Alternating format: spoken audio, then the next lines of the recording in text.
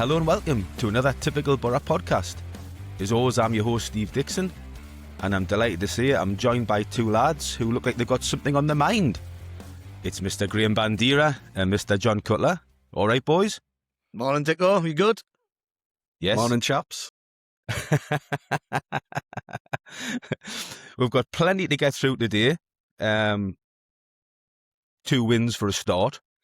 But I'm just going to start by wishing Kieran Scott, Middlesbrough's head of football, all the best. It's obviously come to light over the last few days that Kieran's had an accident and he's had some emergency surgery. The good news is he's on the mend and he's back home. So, from everybody at the podcast, get well soon, Kieran Scott. Absolutely. Yeah. Right. I'm going to start to get it out the way first because a lot of the fans will be waiting for this, the prize draw. So the Midas Claddon prize draw was for the Legacy range, 2 winners, and they've been drawn out. And I'm delighted to say the 2 winners are off X is Chris Lee at Pally Massive, which is a great name, and the other winner is off Facebook because obviously you can enter on Facebook as well, and that is Martin Lockie off Facebook. So congratulations to Martin. We'll be in touch. We'll take your details and you can, pick whichever part of the range you like. Hoodies, T-shirts, polo shirts. So well done to you two. So we're going to start. We'll go back to midweek. Obviously, Middlesbrough had that Wednesday night in Stoke in the rain. It ended Stoke City 1, Middlesbrough 2. Stoke took the lead through David Strelet's teammate, Thomas Rigo from Slovakia. And Middlesbrough won the game with Alan Brown on 48 minutes and a winner from Middlesbrough's Tommy Conway.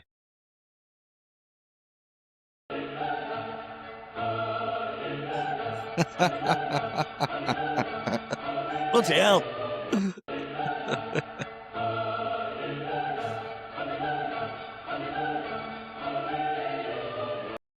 Brilliant. So well done, Tommy Conway. You're absolutely delighted with that.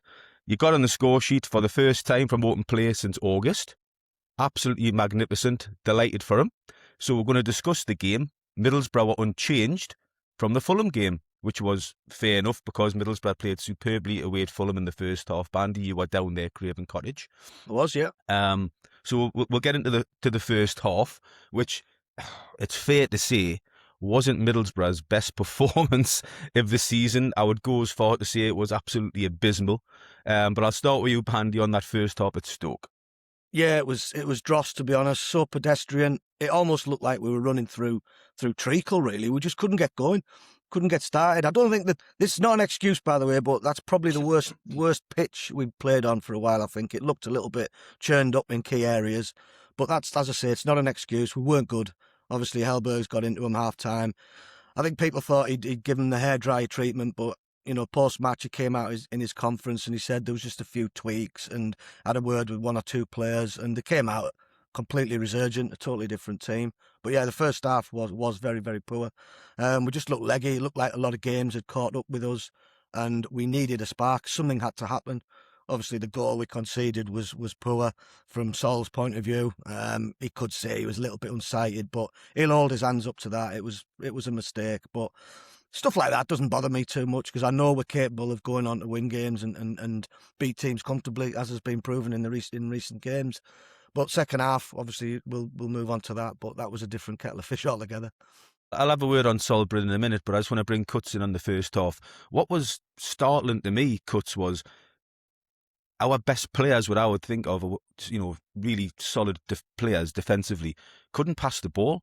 It was incredible. The Big Melander at the back, Matt Targett, Hayden Hackney in midfield. Their passing stats were way down, 83% for Melander, 82% for Targett, 76% for Hackney. They were giving the ball away time and time again and inviting Stoke to get confidence in the game and come on to Middlesbrough. And they had a few shots from outside the box because Middlesbrough was sitting off them after giving the ball away. Obviously, Solbrin made the mistake, but he made up for it with a brilliant save, tipping it onto the crossbar. Do you think that was just down to fatigue, Cuts? Or do you think, after the game, some of the players sort of alluded to we maybe give them a little bit too much respect? I wouldn't put it down to fatigue because, as we'll go into a little bit later, the second half was a lot better. So if they were tied in the first half, they wouldn't have been tied in the second half. One thing I will say, it's not about how you start, it's about how you finish. listening to some of the texts that went through to Maddo and Co and Radio T's at half time, and scrolling through some of the ex tweets at half time, you'd have thought we were like third bottom in the league. We've got to all stick together here. You know, we're not going to be brilliant every half of every game. It's all about picking points up and how we react to other teams' abilities and how they press us, etc., and combating that in the second half, which we certainly did. So I just ask some of the fans, just be a little bit patient. Just wait till the 45 minutes till the game's finished. You know what I mean? We're absolutely flying at the moment. Good point. Just also on Stoke's pressing that first half, I think that's what that caused us issues. They were right onto us from the off, and I think it was new to somebody like Malander, because he's never been pressed in that way on a pitch like that as well. So you can't have Hackney misplacing passes, you can't have Malander, you can't have Target. So there's got to be a common denominator there. They're not all suddenly rubbish in 45 minutes of football. So yeah, it was just a bit of a baptism of fire really for one or two of them, but they soon arrested that second half. I would just like to mention Sol Bryn, as I was going to bring up, just to say before getting into the second half where we're kicked on. You know, he's a young goalkeeper. His first full proper season is Middlesbrough's number one. We're sitting second in the league. He's played 29 games this season, his Sol Bryn. I would say he's made, in my opinion, three big mistakes this season in 29 games. Only one's cost you any points, which was away at Portsmouth. You know, but that, you know, it's a collective anyway when you lose at Portsmouth. But you made one mistake that's cost you points. The other mistakes, you know, we've come back to win at Stoke. We've come back to win. We actually won the game against West Brom. He made the mistake later on against West Brom. He's made lots of saves. He's a safe pair of hands. He's got superb distribution. He comes and claims crosses. He's the best Middlesbrough goalkeeper we've had on coming and claiming crosses and catching the ball for many a year. Every goalkeeper in the Championship makes mistakes. If you go through the list of Championship goalkeepers this season, after 29 games, I'll be amazed if not every single goalkeeper in the league has made at least 2, 3, 4 errors. You know, that's cost their team goals. And Sol Bryn is no different. But what I will say is he's one of the best in the division. He really is. The Coventry goalkeeper, who's a young lad, is having a superb season for Coventry, and they're top of the league. And I think Sol Bryn has had a great season for Middlesbrough and helped us to be second in the league. So just accept, I think, that goalkeepers do make mistakes, especially when they're young, and that's how they learn, and that's how they get better. And you've got to back them and give them confidence. We don't want a situation now going into the run-in where Sol Bryn starts getting some stick from the Middlesbrough fans in the stand. That's the last thing we want. Let's back him. He's a good goalkeeper who's got a big future. Cuts, I'll bring you in. I think you can look at it two ways here. You can look at it that he made a mistake. So I'm always glass half full, me, looking at the positives. So you can look at it, he's made a mistake. Alternatively, you can look a little bit further into the game when it could have been 2-0. He's made an absolute worldie of a save. So really, he's won us, I'm looking at it, he's won us 3 points. Mm-hmm. Yeah, he hasn't cost us a goal, which he will be disappointed himself, but I don't think he deserved dog's abuse for it. It was a mistake, and he made a worldie save afterwards. And for a young lad in his first proper season at this level, to maybe, instead of feeling down and low about himself, to pull off a save like that, it tells you a lot about Sol Bryn, in my opinion. No, goalkeepers can go undercuts when they're young, especially in the game like that, and they make a mistake early on. It sometimes affects goalkeepers, and you can see that for the rest of the game, they can be a bit of a bag of nerves. We had it in yesterday's game against Preston. Their goalkeeper looked shaky at the back. He looked poor with his feet. He made a mistake, and you could see the whole game. Middlesbrough players were onto him. Tommy Conway mentioned it after the game. We could see that they had a mistake in him at the back. You know, you can go under, but Sol Bryn, to his credit against Stoke, he made that mistake, but he didn't go under. He come back, made a big save before half time onto the bar. He made a big one-on-one save. You know, and he kept his cool and his confidence, and we got the job done. So he's physically and mentally strong. Yeah, and absolutely. He doesn't let setbacks knock his confidence. Like Cuts rightly points out, that was a terrific save, that tip onto the bar. Kept us in the game at that stage because they were rallying, and then we've gone on to bigger and better things second half. So second half, I think what was key, and I'll come to you, Cuts, was the substitutions. I thought Castledine, and it is Dine, I've checked it out, it's not Dean, it's Dine. It's Castledine and Bergzorg, who come on for Gilbert and Silvera. I thought they had a huge impact on the game. And I'll come to you, Cuts, on the second half with it regarding the 2 goals. Yeah, I think it was the right decision to bring Castledine on. Gilbert had a bit of a shocker at the first half, to be fair. Yeah, Silveria I felt a little bit sorry for because we didn't really get the ball to him that much. But I couldn't argue with the subs, and it proved correct, really, to go on. I'll let Bandy talk about the equaliser, and I'll talk about the winner. Come on then, Graham. Well, the equaliser was an absolute peach, wasn't it? It was brilliant. Castledine runs free on the left, gets a shot. Is it Castledine or Hackney? On that left side. Castledine. Castledine had the shot. No, it was Morris had a shot. Across the box, yeah. Yeah, Castledine broke free left, got it in Morris. Yeah. Morris had a shot, keeper parried, and up steps David Beckham Brown. Fantastic. What a player, eh? What a finish as well. If you look at that finish, he's got to lift the ball slightly to get it over the defender's leg because the defender's outstretched and he's smashed it roof of the net. Brilliant goal. Absolutely class. That set us on our way then. We knew at that point that there was only going to be one winner. Certainly in my opinion, I thought we're going to go on to win it comfortably. It wasn't comfortable, but we did go on to win it. We'll come to Cuts. Rarer than a Geordie walking past a Greggs shop. Come on, Cuts. Let's be honest. We talked about Beckham Brown there, but that ball in was absolutely horrendous. The first touch from Tommy Conway with his backside, and smashing it in the bottom corner where the keeper didn't have a chance. That's goal scorer's instinct. That what a finish, and the delight on his face. He looked nearly as happy as me, I tell you. That's what happens, though, isn't it? When you keep saying it, it's a saying. He just needs one to go in off his backside. He just needs one to go in to get his confidence going. And that was absolutely what happened. He swung, done an air shot, hits him on the backside, spins around, and the ball's just there for him to stick in the bottom corner. And you could see the relief on his face doing the knee slide in front of the Boro fans, what it meant to him. You could see the weight coming off his shoulders. You know, a great moment for Tommy Conway. And I was absolutely chuffed to bits that he scored, chuffed for him, because I know once he scores from open play, it wouldn't have an impact on him. I know he got his penalty a few weeks back, but he needed to score from open play, and I think it's been that's going to be a big moment for Tommy Conway for the rest of the season.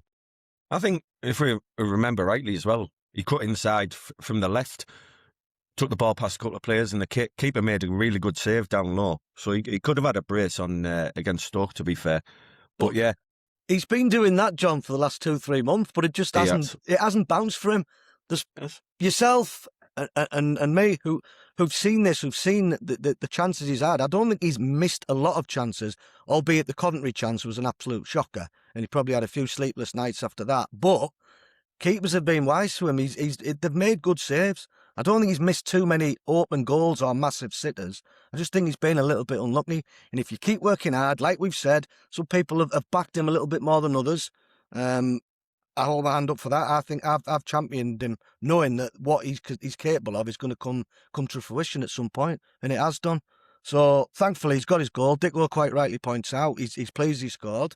No more pleased than me. I'm absolutely buzzing. I just want him to go on a run now and maybe get 5 and 6, 6 and 7. Yeah. And I know he's capable of that because you can see it. His finish yesterday was class. That first goal was a brilliant strike. Hit hard and low at the keeper, but the keeper got down, force beat him, bottom corner. And the second one was a classic Bernie-style poaching goal, which is what we want to see him do more often than not. What I will say about Tommy Conway is, second half against Hull, Kim Hellberg obviously made a conscious decision to play him more through the middle. First half you kept going wide left and all the rest of it, but second half he stayed more through the middle as your number 9. And he was in the box more against Stoke than he's been in the last few weeks. And that's where he gets his goal, back stick, coming in. He got a bit of luck, but he was in the right spot at the right time. The same as against Preston when Castledine has the free kick and the keeper doesn't hold it. Bernie Slaven-esque, he's there for the rebound. When the keeper spills it, he's there. I don't think Tommy Conway is there for that rebound 4 or 5 weeks ago, but he was there against Stoke, gets his goal. He's there against Preston as the poacher, gets his goal, and his season now can lift off. It's and again against Preston, he played as a number 9. Yes, he went wide at times, but in the majority of the game against Preston as well, like Stoke, he played through the middle, and that's where Tommy Conway's strengths are. He said after the game, again, he's a number 9. He said he wants to score goals, and that's where we need Tommy Conway from now to the end of the season, in that box. Yes, you can still work hard, you can still press when you haven't got the ball, but if Tommy Conway is in and around the box, he's going to get more goals, and it really is that simple. I'm so pleased Hellberg came out and clarified that situation, that relationship between him and Conway, and where Conway actually plays on the pitch. Highlighted it so many times that he was under instruction. That's why he's not your number 9, because he's a left channel player at the moment, bringing in players into play in the centre part of the pitch, getting Whittaker to drop in there or whoever. But yeah, I agree. He looked more of a number 9 in terms of his positioning and the way he played, and certainly it helped yesterday playing him more central because he's got 2 goals. Unlucky not to get 3, but he brought him off because I think he wanted him to get that ovation. You know, Absolutely, yeah. I think that's what that was, and also he looked knackered. He'd ran his plums off again, so it was a no-brainer really to bring him off. I know John wanted him to stay on and get his hat-trick, which would have been the icing on the cake. That would have been fantastic, but it's about the team, and Hellberg makes the decisions. I think he made a wise decision. There's that fruit available, by the way. Sorry, John. Go. I think it wasn't just for the ovation. I think the amount of yards that he puts in during a game. I think he is maybe thinking he's covered a lot of yards all season. If we can give him, the game was over, they were down to 10 men. If we can give him half an hour sitting on the bench, recuperating, and he goes again next Saturday. I think there's a couple of things there. Yeah, definitely. I'm just going to give a Kim Hellberg quote on Tommy Conway after the Stoke game, which I thought was really telling, and how clever as a manager we've gotten Kim Hellberg and his psychology with players. Because in my opinion, he's more or less explaining he wanted Tommy Conway to score, but Tommy Conway has given his all for the team, and the last thing that was going to help Tommy Conway was him going in hard on Tommy Conway, demanding extra from him. And it was really clever and really, really, really good quote. He said, "I want him to score, but it's putting that belief in players. When you see them doing everything for the team every day, I don't want to be that person that puts things on him. At the end of the day, that's all anyone can do is their best. You want to score goals, but if you are doing your best, who am I to judge? Just keep working with them and sending them belief into them and developing them, and the goal will come." How good a management is that? Brilliant kidology, good psychology as well. It looked like yesterday he'd changed the team around a little bit, changed formation to accommodate Tommy more and play him where Tommy wants to play, not necessarily where Hellberg wants him to play. So you're looking at Tommy's ratio yesterday, 2 goals. He's basically paid his faith in him, hasn't he, really? So, absolutely. Yeah, great decision by both, by Tommy and by Kim. They've obviously had a lot of conversations in the last few weeks, and he's obviously a fantastic manager because Tommy's just kept working and working and working, and we knew the goals would come. 100% the goals were going to come. So we'll get into yesterday's game against Preston, but before I do, we did get a message this week from a member of the Red Faction. You know, and they do a tremendous job to the Red Faction. And you might have seen a banner yesterday in the South Stand that read, "All fans deserve a say, 3 p.m. is the way." And they just wanted us to mention on the podcast this, you know, and I think it's a valid point. Middlesbrough have only got 4 more Saturday away games left this season. And Middlesbrough this season have went from the 20th of December against Bristol City until QPR away on March the 7th with no Saturday game. So, bonkers, isn't it? Absolutely. So the Red Faction are pointing out, and rightly pointing out, that, you know, TV and certainly Sky Sports are killing the match day experience for many a football fan by the lack of 3 p.m. games. You know, and it's when you're a fan that travel, and there's plenty of, you know, Middlesbrough fans in the thousands that travel the length and breadth of this country, there should never be a situation where you're in January and you've only got 4 more Saturday away games. I'll come to you, Bandy. I know we've got fantastic support and we travel the length and breadth of the country in large numbers, but having Monday away games, Friday away games can have a detrimental effect on the away attendance, which can then impact the team. We want them every single seat full, but sometimes people can't make it because they're at work. They've got massive commitments, so it does have a massive effect. And then there's issues with getting back. You're late from wherever. Could even be in London on a Friday night. You can't get back. You got to stay over to get back Saturday. So no, it's crazy, but I could understand from Gibson's point of view, and the AFL, they basically control things, and Gibson wants as much money into the club as possible. So most of our games, I think, in the forthcoming years, if we're successful, we get promoted. Teams are going to TV are going to want to show our games. I know Leeds games are pretty much every single week, but again, they don't play many Saturdays. Man United are the same now, so it is bonkers. It really is, but it's a tricky situation, really. Caught between a rock and a hard place as to which way to go with it. It makes me wonder that the people who were picking these games for live TV, they obviously don't care about the fans, right? So this mainly started for me a few years back when we were going for promotion with Bournemouth. And it was either a Good Friday or an Easter Monday, and we were away at Bournemouth. And they moved the game at 12:30. Now, 12:30 for me at Bournemouth, you're setting off 3 o'clock in the morning. How can that be right? Use a little bit of common sense, whoever's picking these fixtures, and say, look, they're making a mad enough trip as it is without getting up at 3 o'clock in the morning. I understand there's a financial situation, but come on, use your brains a little bit. Yeah, absolutely. It's appalling. As you say, look at the games coming up. We've got, I think it's 3 Monday night games coming up shortly. That has a massive effect on the support. Arguably the biggest game of the season for us, and potentially Coventry. That's a Monday night, isn't it? That's right. Yeah. It's a farce. It's a joke. That should be Saturday 3 p.m. It should be in 35,000 full house, but who knows what will happen that night. They don't care about the fans, do they? Let's be honest. No. If you asked every season ticket holder in the top 4 divisions, well, let's say the top 2 divisions, because you don't really get that much live lowdown. The top 2 divisions, do you want 3 o'clock kickoffs? Are you happy with Monday nights and 12:30 on a Saturday? Blah, blah, blah. 99.9% are going to say, get it back to 3 o'clock on a Saturday afternoon. I can't understand for the life of me. They've got enough power now in the TV why they can't show one live game on a Saturday at 3 o'clock. They've started now in the Premier League as well, 8:15 kickoffs. Mm. I mean, if we're lucky enough to get up this season, can you imagine? Middlesbrough fans for a 8:15 kickoff playing Saturday night game as well. Playing in London at 8:15 at night. It's a joke. Well, even if you look at it for people who are taking kids who were, I don't know, say under 10 years old, and they've got school the next day. Yeah. They don't care what you're going to do.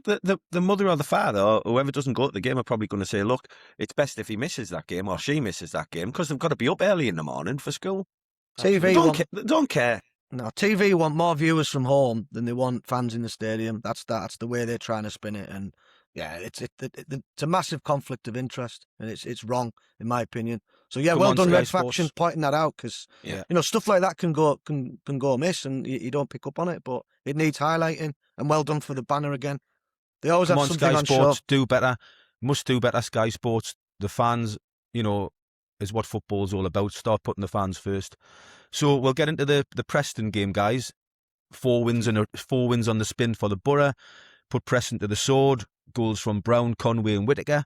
Jordan Story seen red for Preston, just under 26,000 there. I'm going to come to you, Bandy, on the tactics side of the game because it was very interesting, and I'll bring you in touch on it as well because interesting. It's been very interesting on what we were actually playing. The team that started obviously was Solbrun in goal. The way I seen it was a back 3 with Ayling, Fry, Malander, Target and Brown as wing backs, Hackney and Morris sitting with Whittaker, Castledine flanking Tommy Conway. But Bandy, as we've seen as the game went on, the tactics sort of changed as the game flowed. It's so, honestly, under this Hellberg system now, I don't even think the players know where they're playing half the time. The way we're so fluid. So I looked at it and thought, right, we're definitely starting with a 4-3-3. But in the game, it then changes to a 3-4-3. Sometimes you've got 5 back, depending on whether you're in or out of possession. But it looked to me that Ayling was a right back, Target was left, and we had Malander and Fry as your 2 centre backs. Hackney and Morris as your pivot, with Brown playing right side, so that makes you 3. And then obviously Tommy is the 9, and then Castledine, and then Whittaker on the right. But it did change in and out the game. We've got Brown pushing on, we've got Brown dropping back, we've got Ayling pushing into midfield, we've got Target bombing on as a wing back. So it's very, very fluid. It's hard to pigeonhole players in particular positions. And I think that's how Hellberg likes us to play. Because Heckingbottom, when the keeper went down after maybe 5-10 minutes, Heckingbottom pulled his players across. And I think we outfoxed him there. I think he thought we were setting up differently. And then we quickly changed it. And it's completely bamboozled him. And from that point in, we went and scored. And it was a different game altogether. So I thought, and to Preston's credit, they made it tricky for us the first, I know it's only 5 minutes, but They went for us a little bit. They forced the play. They got a few corners. We had one that's bobbled about. There's a possible penalty shout. I think it was it Friday hit his arm or something, or his hand? Don't know whether you've seen that. That could have been given. It wasn't. And then our first attack, we went and scored with Target. Again, bombing into that wing-back position. So, yeah, Hellberg came out after the game. I spoke with Craig Johns, and he said it was definitely a 3-4-3, but with fluidity and flexibility.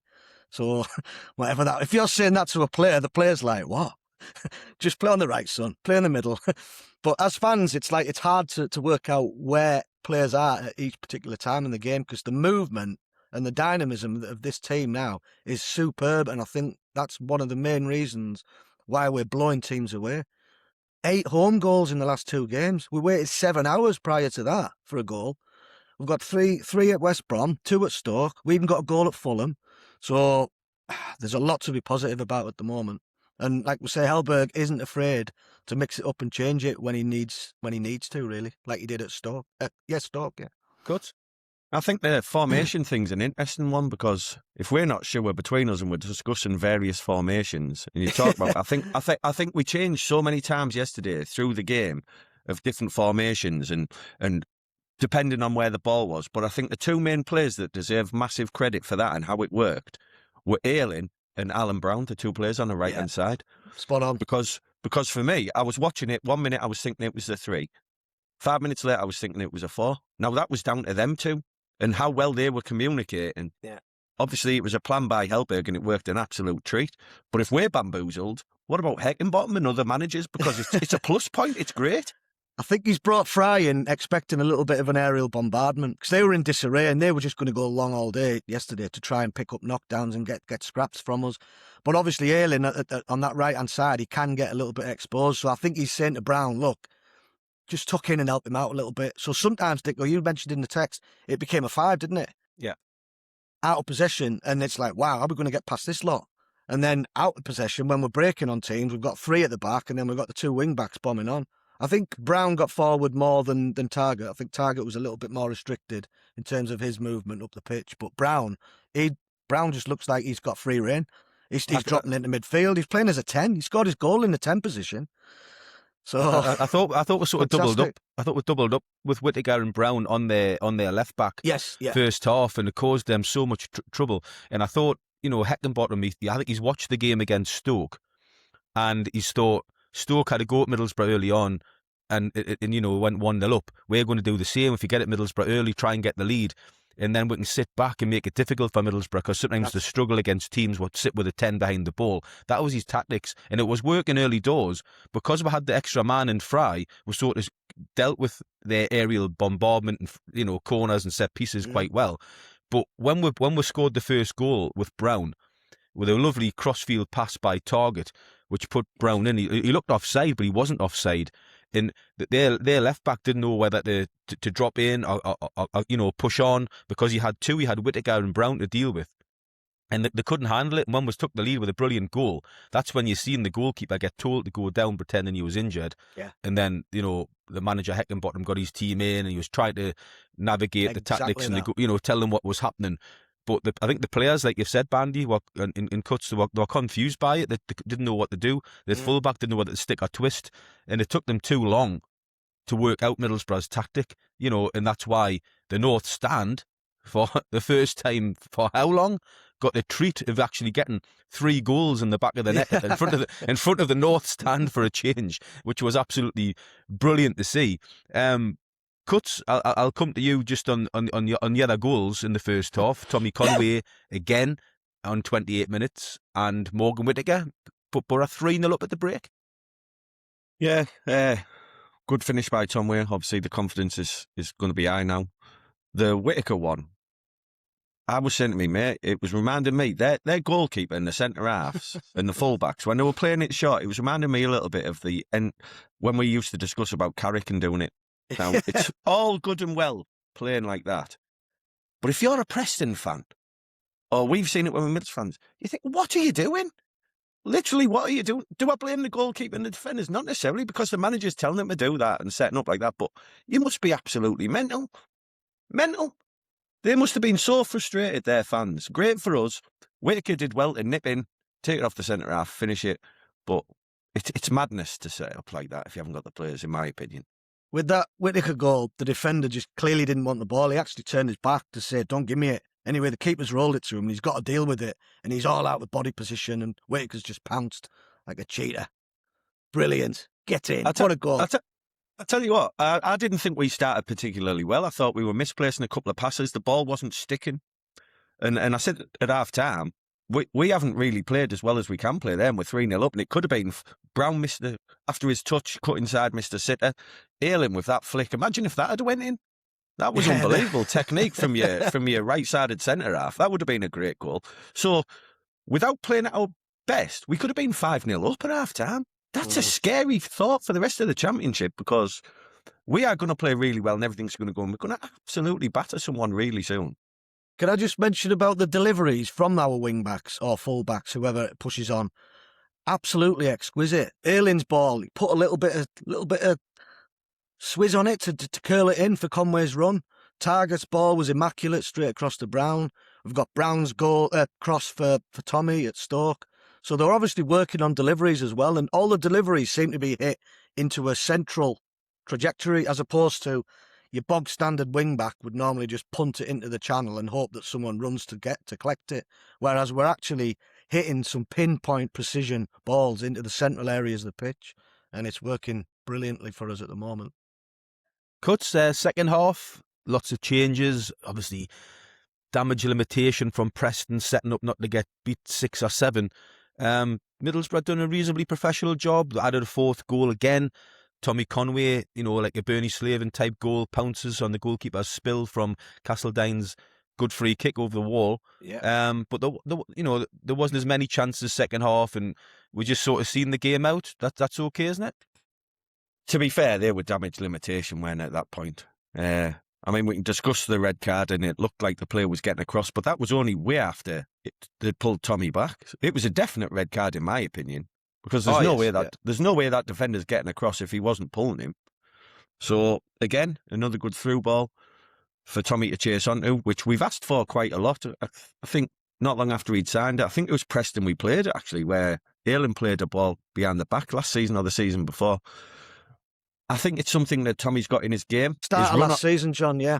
His run behind the centre half for his second goal was really good. I think it's something we can do. I think the plus point is here, and I mention it all the time, we've done really well with a massive injury crisis. We've got players coming back. The player who I think's been our best player this season, Callum Britton's back on the bench yesterday. Riley, who I enthuse about every week, getting him back, fully fit. It's all positive. Everything's positive at the moment. Just one thing that can happen in the next 10 days, if we can bring in another centre forward to boost this squad, who I already think are good enough to go up in the top 2. I think it's a massive week, mate. I really do. I think the timing of Melander's arrival was impeccable. I know it was forced, but the way it's happened nicely for us. For him to come into that team when we were dropping like flies, in terms of having centre-backs available, it's been a massive bonus for us. And he's slotted straight in like he's played 5 seasons here. I think we're feeling a little bit lucky with that, haven't we? Because when their season finished, he had a couple, 2, 3, maybe even 4 weeks training with the lads. He wasn't just here, then threw into the game like a week later. So he knew exactly how we were going to play, and he's hit the ground running, to be fair. We've got some great questions later on from the fans regarding selection and stuff, which I'll bring you guys in on. So that'll be good to hear your opinions on where we go with players coming back and possible players coming in to the club. Stats yesterday for Middlesbrough, if we wanted to know how much Middlesbrough dominated the game anymore against Preston: 67% possession, 16 shots, 8 on target, 4 big chances. Out of 489 passes, Middlesbrough had a 90% success rate. That's a good Can't ask for more than that. performance by the Boro yesterday. Amazing. Did they even have a shot yesterday on target? I can't remember Bryn doing a thing. I'll say the official line was they had 1 shot on target officially, which must have been like a back pass. Bryn put a tweet out with him celebrating. He had his gloves tucked in his shorts, and I couldn't see any mud on him. Listen, I said, "Is there any mud on them, Sol?" Let's be fair as well. They're in and around the playoffs, so I was certainly going yesterday thinking it's not going to be an easy game, but let's be honest, we dismantled them. It was a great result. Man of the match for yesterday, guys, because I thought it was such a good Oh. performance. It was difficult to pick one out, but if you had to pick one, what would you go? It's out of Hackney, Ayling, Brown again. I'm going Ayling. I thought Ayling was class. I think Ayling got it on BBC He just Tees. leads from the back. Did Ayling get it on the tees? I think Ayling got it on Okay. BBC Tees off Maddo. Cuts, who would you go for? I can't believe Bandy's let me down there. Two goals and having a player sent off. I'm going Tommy all day long. I thought his work rate and the press. I didn't want to steal your thunder, Cuts. I knew. We've talked about their goalkeeper and him looking flapping every single time. That comes from Tommy closing him down. So not just his goals and getting a player sent off. All round, I thought he was fantastic yesterday. I would go Alan Brown. I thought that was an outstanding performance from him. I did think Tommy Conway was up by man of the match as well, to be fair. I thought he was excellent yesterday. Yeah, so I missed him out, but for me, it was he between Conway and Brown. What I would say, just bringing Cuts on this one, however, because we do have guys on the podcast, the Callum Britton enthusiast, Mr. John Cutler. He's got a bit of a problem, Hellberg, or a nice problem, next week against Norwich. Who do you start at right back? The best fullback in the division in Callum Britton, or the best fullback in Europe in Alan Brown? Well, it's funny because I was just going to stick my hand up and mention that, because over the last 2 games, Alan Brown has been head and shoulders better than anyone else. Yeah. Over the 2 games, he's been fantastic. And I've talked about him all season. He's always a minimum a 7 out of 10. Brilliant loan signing. When we signed him, we were all happy about it. He's a championship player. He knows the drill. I'm always one that says, if you're doing it, you deserve to keep the shirt, because it sends out the wrong message to the other players. So it doesn't matter how good Britton is and how much I love him and think he's been our best player this season. You can't drop Brown, can you? Surely not. No. I think it sends out the wrong message, and I don't think Hellberg will do it, I'll be honest. I even think Callum Britton will be saying, you need to be staying in the team, mate. You've been absolutely unbelievable. To drop him now would be, it'd be a very strange decision. I know he's got to keep players fresh and stuff. That might be his excuse if he does drop Brown and bring Britton back in. That he just wants to keep him fresh for a few more weeks, and then he might come back in again. But no, I would keep Brown in, definitely. Well done, Cuts, because I thought you would be testing your own philosophy this week, being the Callum Britton enthusiast. Team player. But you stuck to your guns, so credit to you. Trying to trip me up there, wasn't he? Isn't it refreshing now we all have different man of the matches as well? We've got like a host of players to pick from these days. Normally when we're seriously crap, it's just normally we all agree that it was the keeper again that kept it down to 3 instead of 5. So next week we have Norwich away, which is going to be really interesting. Norwich play at home to Coventry on Monday night. That's going to be a massive game for Middlesbrough. Obviously, Ipswich losing yesterday was huge. Give with that 5-point cushion on Ipswich. I know they've got a game in hand, but like me and Cuts always say, they've got to win it. We've got the 5-point gap. Norwich, flying at home. They've only lost 1 defeat in the last 9, I think it is, in the Championship. But they sit unbelievably 20th in the division. So that's going to be interesting to watch the game on Monday night. Next week they come to the Riverside. Philip Clement, ex-Rangers manager, is in there. Cuts, what are you thinking regarding next week? Is it another must-win home game for the Boro? I think every game's big now. I know we've still got a fair chunk of the season to go towards, but every game's massive. I was getting the 3 points yesterday before Ipswich even went on the pitch. Their fans will have been thinking, we can't lose. Can we even afford to draw? So it's mentality. It puts pressure. So they had a nightmare start under Manning, Norwich. They were absolutely woeful. The best player, arguably, has sort of gone on strike and wants to move away. Now, he's a player that I would take here, personally. So they're in a bit of disarray, but they've just gumped West Brom 5-0 away from home. And like you say there, 1 defeat in 9. Let's hope that's 1 defeat in 10 come 10 o'clock on Monday night. But I always say, although I respect opposition teams, I think it's about how we perform. On our day, I don't think there's a team in the Championship that can live with us. And I include Coventry in that. Nobody scares me in the Championship. I think we've played some unbelievable football this year. So it's about how we turn up. And if we turn up like what we have in the last 4 games in the league, Norwich, really, they shouldn't be able to live with us. But we've got to respect them and what they've got and what they've been doing. But it's about what we do. Well said, John. Yeah, I agree with all of that. What's your thoughts on Norwich? And here's one for you, Graham. Would you make any changes? Oh, no. Give them players that opportunity to go again. You know, you've got that bond now. You got that momentum. Key word in any game, really. And players know. Well, I think the players know the roles, but yeah, they do. They do exactly know what they are doing, and you can see it. It's all coming to fruition now. The connections across the pitch, whether you're in defence, midfield, attack. It's clicking. Players look like they're enjoying playing as well. They look like they want to go out and express themselves, play with a bit of freedom. Having a solid backline allows our attacking players to go and try things. I noticed Castledine tried a few things yesterday. Some didn't come off, some did. That's the sort of player he is. He's a bit of a maverick on that left. Give him another go. Thought he was excellent yesterday. A bit unlucky with that free kick. Lovely up and over the wall. Nearly sneaked in. But we got a goal from it, so he can claim an assist. Going back to Norwich, yeah, they are flying high. The Canaries are flying. But yeah, I think we can dispatch of them. They not want to come to Riverside. The fortress Riverside now. We've made it a bit of a fortress this season. Been saying it for years and years. We need to make it a fortress. That's finally happening. And we don't look like we're going to lose too many games. Even when we're a goal down, that stat at Stoke, you know, that once Stoke get in the lead, then it's difficult for teams to come back at them. We broke that rule and went and won there. So I think we can go anywhere and win a game of football. And we've proved that we can go anywhere and win it comfortably as well. Guys, we're going to get into some questions from the fans because this week with Middlesbrough back-to-back victories, they've sent in a load of questions. So normally we try to cram a few in at the end. Let's give the fans the floor to ask you guys your opinions on all things Middlesbrough. We've had some superb questions, to be fair. So are you okay to answer the questions, boys? Yeah. Let's go. Bring them on. Right. First one is from Chris Lee at Pally Massive. So our shirt winner from the Retro Range, obviously. He comes asking for another shirt, is he? He's the first question, and he's coming with thoughts on Tommy this week.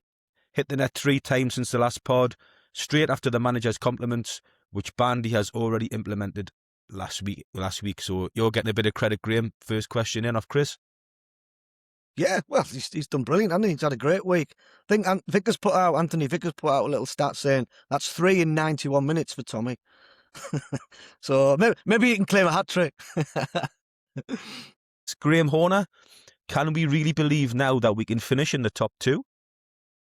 Well, I've believed it. I've believed it since maybe 6-7 games in. So I certainly wouldn't change my mind now. Absolutely, I'm the same. I think we've got a great chance to finish in the We're top second 2. for a reason. We're not there because we're lucky. The league table never lies, despite what Woody might tell us. But it does not lie. You deserve to be where you are, and we deserve to be second, 5 points clear of Ipswich, obviously with their game in hand. But no, we've credit to everybody. Credit to the managers, I should add. Credit to Rob Edwards for getting us off to a flyer and looking like a team that's not going to concede. And credit to Hellberg for building on that and making us a far better team to watch. Paul McLean comes in, Graham. The challenge on Malander, which we haven't discussed yet because I knew this question was coming, so I've left it for now. The challenge on Malander was more of a red than the soft one we actually got.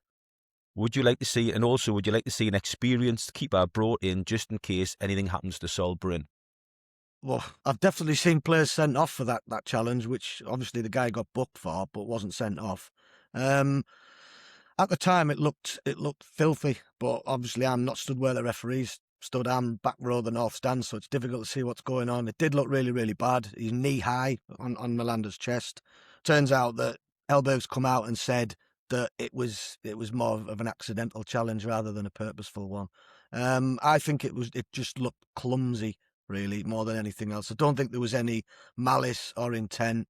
His knees were high, his arms were high. It's obviously a caught Melander in the face, so it does look a lot worse than it probably was. So, bit of a checking off and a yellow for me. I don't want to see players sent off all the time. The game will go to rack and ruin if that's the case. The Tommy one was sneaky. Yeah, I think he's trying to do him there, and he's just disrupted his run, stopped him getting away. So I thought both decisions were correct. I thought it was a red card. I know it was clumsy. it might have been mistimed, shall we say, but at the end of the day, it was still dangerous. You could have lost Malanda with concussion for next week. It was a poor challenge. I think he got lucky the fact that he'd already sent the player off earlier in the game. It was late in the game, and I think the referee was kind and give a harsh yellow. I think if it had been 11v11 earlier in the game, I think he would have given the red card.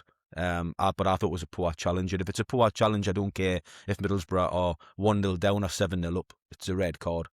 It was a poor challenge for me. Regarding the goalkeeping situation, which Paul McLean brought up, I've got a little bit of a worry about that myself, because Sol Bryn's been so good. Our reserve goalkeeper, obviously McLaughlin, what's he, 38-year-old, something like that, never had a kick of a ball for a long, long time, didn't even play in the FA Cup game against Fulham, which was a bit of a surprise. I would be a little bit concerned if something happened to Sol Bryn and we had to put McLaughlin in for 3 or 4 games. So if Senny Dieng's leaving the club, which it looks like he's going to Hull, I wouldn't be upset if Middlesbrough brought in maybe a higher quality goalkeeper than McLaughlin as cover. But the problem is with that, Paul, is where do you find a quality goalkeeper who's going to come to your club to sit on the bench? So I think it's a bit of a difficult one for Middlesbrough to address at this situation, this time in the season. Cuts, you got any thoughts on that? I just think another thing as well, it's going to take up a squad place that could be utilised better in another position, in my opinion. Obviously, we don't want to see Sol get injured, but I'd be quite happy for McLaughlin to come in and play 1 or 2 games rather than buying let's say, a higher standard of goalkeeper who's going to want to be playing every week and taking up a squad space. So for me, personally, I wouldn't do it. Cuts, I'll come to you on this one from Rob Watson. I'm worried about players without shin pads. Only a matter of time until we see a broken shin bone. It's a fair point now. These players now, they've got a minimum spec of shin pad they can wear, which is a size, it's smaller than your phone. You may as well put a credit card down there or something. They're basically playing without shin pads these days, Cuts. They wouldn't have got away with it in the Graham Souness days, would they? No, I think years ago they were small, then they went massive, and I think they had to be a set size, and then Grealish started having his socks rolled all the way down, and it's just a matter of time till someone gets studs all the way down. We've seen maybe similar to what Ramirez got against Brighton in that massive game that we had when we got promoted. I don't know. I don't particularly like it. I think it's just a matter of time till someone gets a really nasty injury there with that. But football goes in cycles, doesn't it? It changes. They've went from really big to next to nothing now. And like you say, what will probably happen is we'll get a spate of a couple of high-profile players getting bad injuries, and then they'll start changing the model and making them bigger again. I just say, Rob, the only way we can get no shin injuries is bring back Brian Robson's gold. Remember them bad boys, Brian Robson gold shin pads? You've never seen anybody get anything wrong with them in the shins when they were wearing Brian Robson gold from the 80s. Bring them back. You'd have to wear them when he was around. Stephen Brownless, with all the noise about will he or won't he, Jeremy Sarmiento, I have to wonder, do we need him? Does he bring anything to the team that we don't already have? I doubt he'll hit the ground running, given his limited championship experience. We will be sold. Are we being sold a pup here? So that's a pretty damning verdict on Jeremy Sarmiento from Stephen before he even comes to the club. What I would say, Stephen, is regarding his limited championship experience, he's actually been promoted from the championship with 2 different clubs in the past, and I think he has about 90 to 100 championship games, and he's only 23-year-old. Bandy, what's your thoughts on Jeremy Sarmiento coming to the club? It's obviously another good body up front, attacking player, come in off either wing, and if he's been a much sought after player for Kim Hellberg when he was at Hammarby, then he'll do for me. Because he was after him, wasn't he? But he couldn't afford him. He wanted to sign him for Hammarby. Yeah, and he's tracked him ever since. So if he's got an eye on a player, then I would trust him to make the right call and for him to be a good player. I think I'm willing to trust the backroom staff and all the scouting have done, because it's worked for us so far really well this season, and I think in general it has the last couple of seasons. I think if you look at his stats alone, it doesn't make you think, oh, unbelievable that. But this isn't a dig. If you look at Tommy's stats over the last 6 months, and you've got a big section of the fans that love his what else he brings to the team. I think, do I want him to come? Yes, I do. Do I think he's needed? Yes, I do. Do I think he'll be a better option than Bergzorg? Yes, I do. So if he's going to improve the squad and possibly get us an assist or two or a goal that could take us up, let's be honest, 5 million with add-ons is nothing these days. So, yeah, I'd be quite happy for him to come to the club. I agree with all of that, Cuts. And what I would say is I remember watching Sarmiento for Burnley when they got promoted, and he had a big impact on Burnley's team. And I thought he's a really good player. So if he can bring that to Middlesbrough in the Championship between now and the end of the season, it's just another string to a bow. So yeah, I'm happy to see him come in. And as I say, 3.2 million, according to Dom Shaw of the Northern Echo. The rest's add-ons. What are those add-ons? There might be that the add-ons are if we get to the Premier League. Well, if we get to the Premier League, you get £250 million to get the Premier League. What's £1 million extra? Like Graham's just said, peanuts. Graham, TC, not the TC, but TC Tommy, comes. let me down, mate. That would have been great, wouldn't it? Tommy's tweeted it. Thanks for the support, Bandy. If TC had messaged, I might not have been able to read it out if he was coming for me, to be fair. But after today's performance and considering the games we have left this season, where realistically do we need to recruit to go up? Well, we've sort of covered it a little bit, but obviously Sarmiento looks like he's coming in. Personally, this sounds really ridiculous. I'm quite content. If Sarmiento comes in, I'm quite content with what we've got, because we've proven that with the players we've currently got, we can stay in that second position.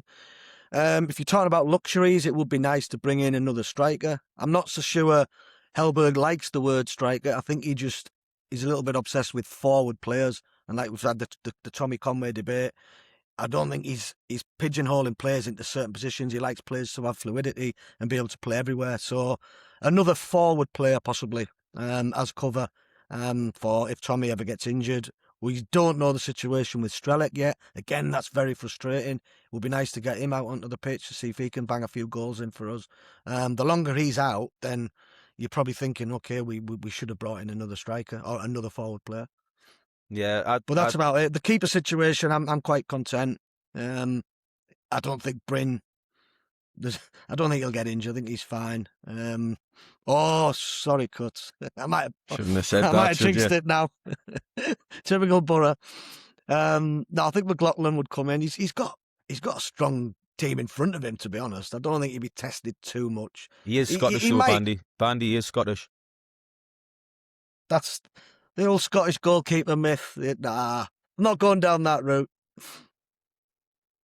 I would say, I've been banging on we need a striker, and I still would love a striker to come in, but now Tommy's starting to score, and looks like Strelec is back for the Norwich game, and Calliesen's back for the Norwich game, and the fact that Sarmiento is coming in, and we've got Castledine, and we've got all these options now up the front. Whitaker? Yeah, I'm a little bit top more... scorer in the Championship? I'm a little bit more confident within the group we've got can still get the job done. But like Cuts, I do think another striker, whether it's on loan even, who can guarantee a few goals between now and the end of the season, would just be the icing on the cake for her. I think it would just be that extra 1-2% to get over the line. 100%. It's strange, isn't it? How much we've backed Conway and that, but I've always said, even when Conway wasn't scoring the goals, which he's got in the last week, obviously, I would bring in a centre forward, and I've mentioned it a few times. We've always done it in the past. Jordan Rhodes, Branca, Adam Armstrong, Rickard, Uwe Fuchs.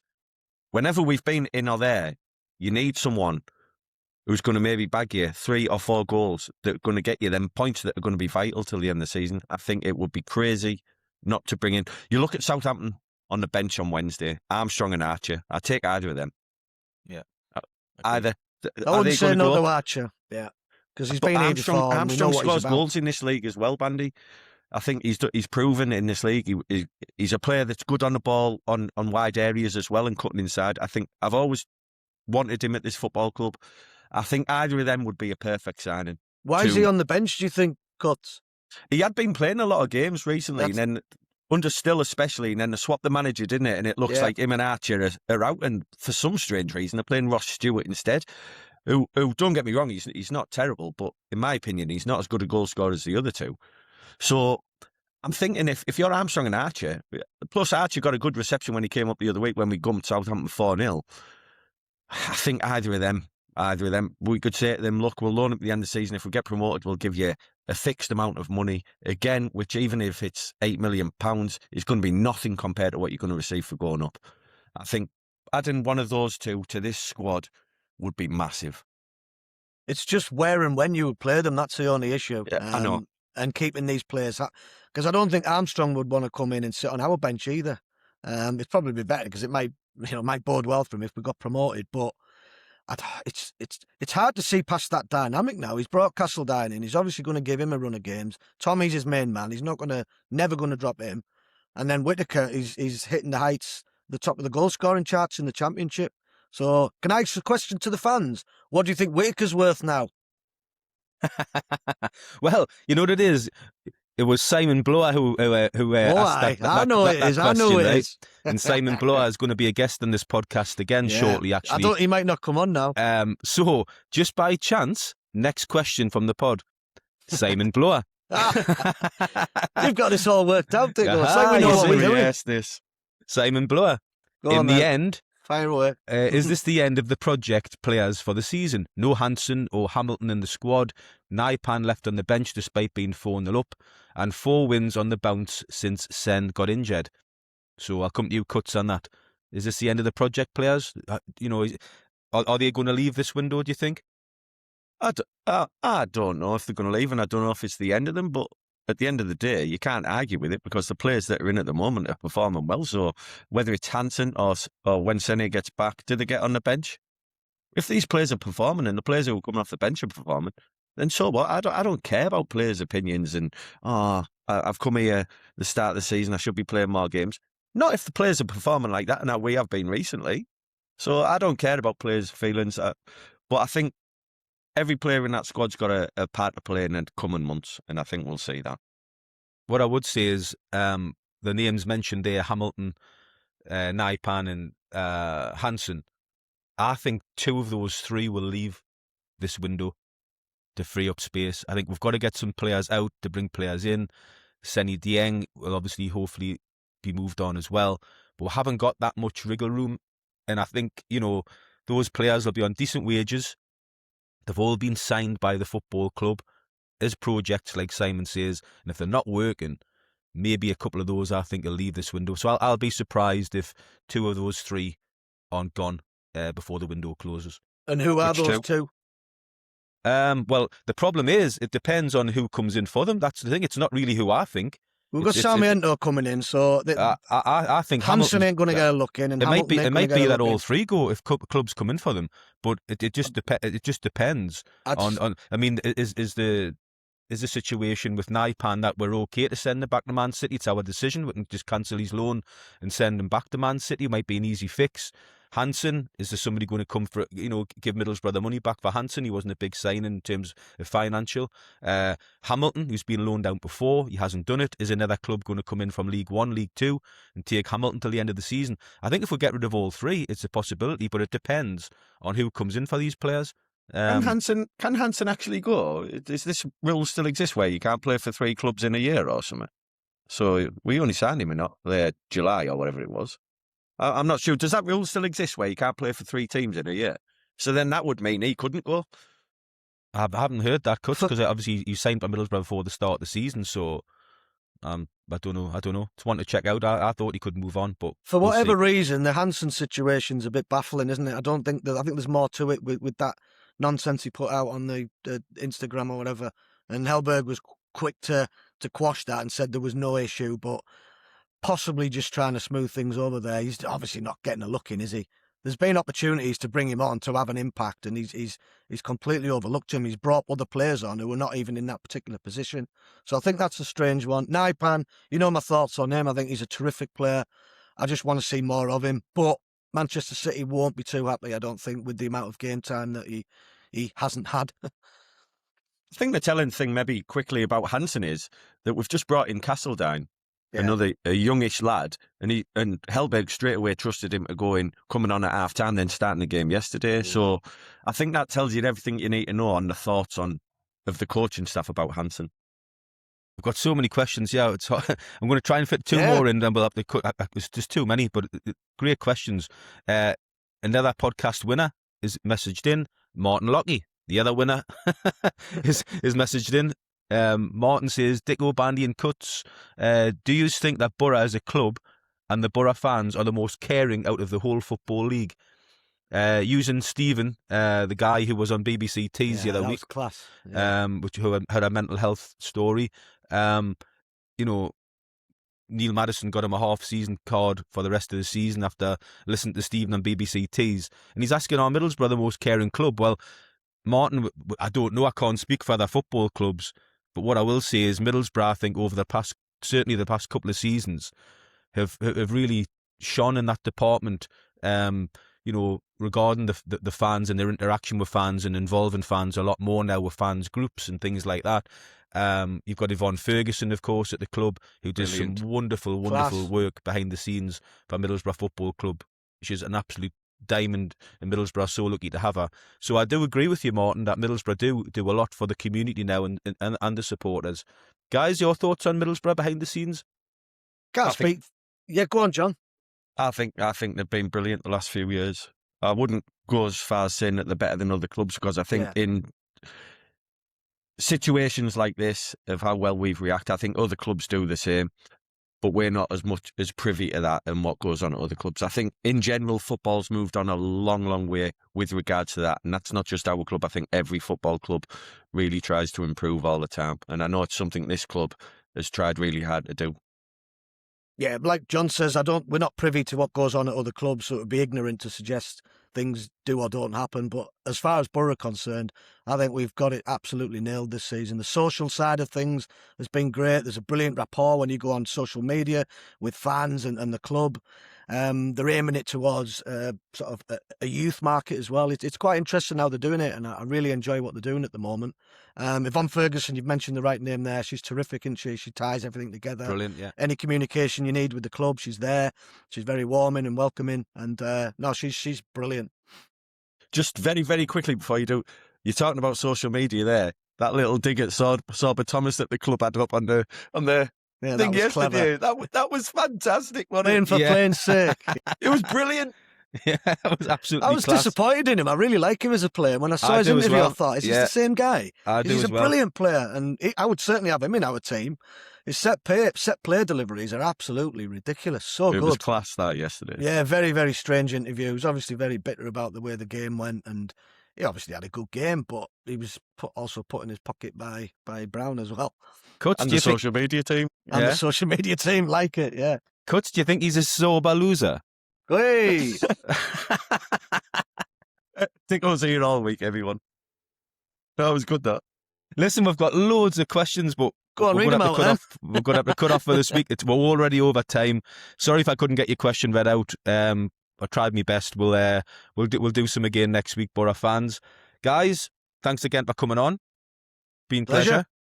Very enjoyable. Been good. So I'm off to make myself some Sunday dinner and watch the football. I think I've heard Bandy and Cuts are off to listen to Manfred Mann's Do a Diddy on repeat for the next couple of hours. Is that right? Let's remember. I'm off to drink some iron brew.